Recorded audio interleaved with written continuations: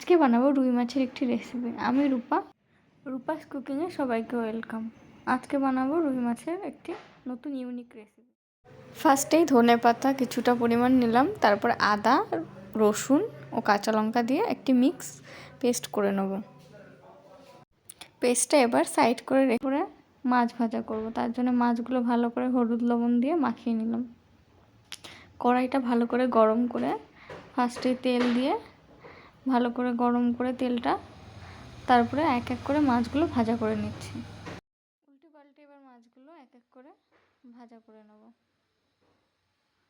এই যে আমি এক এক করে মাছগুলো সব উল্টে দিলাম। এভাবে মাছগুলো এক এক করে সব ভাজা করে নিতে হবে।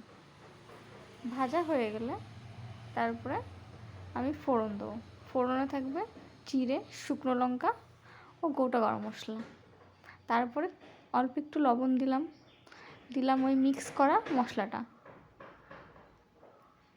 মশলাটা দেওয়ার পরে অল্প একটু হলুদ দেবো।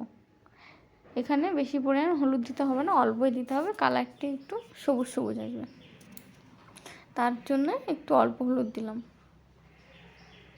হলুদটা দেওয়ার পর এই যে সেই মাছগুলো ভেজে রাখা, হলুদটা দেওয়ার পর যখনই মশলাটা কষে যাবে, উপর থেকে তেল ছেড়ে আসবে, তখনই অল্প পরিমাণে জল দিয়ে দেবো।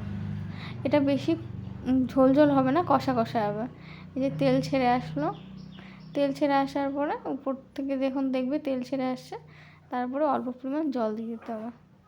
এবার যে পরিমাণ খাবে সেরকম অনুযায়ী জল দেবে।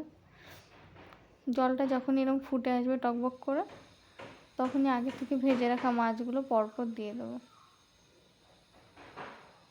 এই যে ঝোলটা টকবক করে ফুটছে, ফোটার পর আমি এক এক করে সব মাছগুলো দিয়ে দেবো।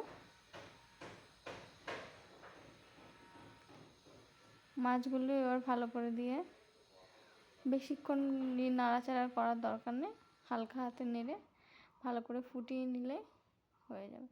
নামানোর আগে অল্প একটু গরম মশলা দিলেই হবে। 1 চামচ মতো গরম মশলা দিলাম, এই তো রেডি।